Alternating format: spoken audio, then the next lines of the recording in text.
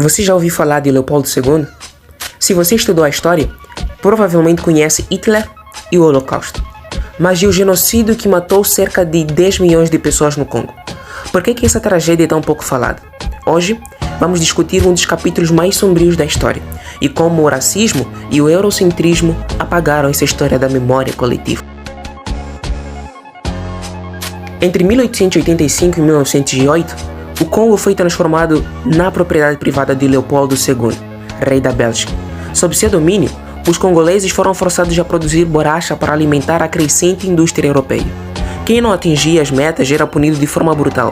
Mãos cortadas, famílias massacradas, aldeias incendiadas.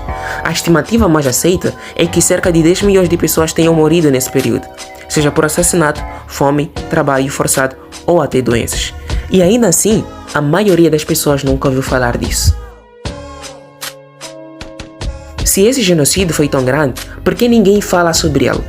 A resposta é tão simples e está bem debaixo do nosso nariz: racismo estrutural e eurocentrismo.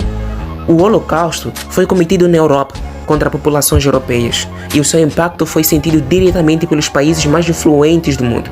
Já o massacre no Congo aconteceu na África, contra um povo historicamente marginalizado, cuja dor nunca foi tratada como prioridade.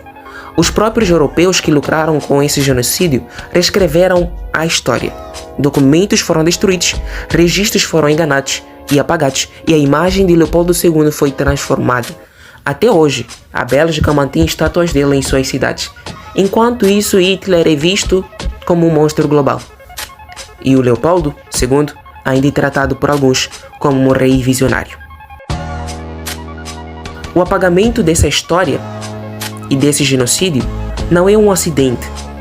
Ele reflete um mundo que sempre desvalorizou a vida negra e tratou os crimes coloniais como incidentes históricos em vez de atrocidades voluntárias. Mas isso está mudando. Hoje, pesquisadores, ativistas e historiadores estão resgatando essa história.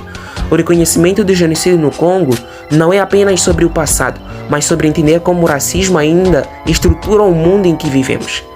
A memória é um campo de batalha e cabe a nós decidir quais histórias serão contadas. Se você chegou até aqui, já deu um passo à frente no resgate dessa história. Compartilhe este vídeo para que mais pessoas conheçam a verdade. A ciência fala e a história precisa ser ouvida. Sim, interlocutor.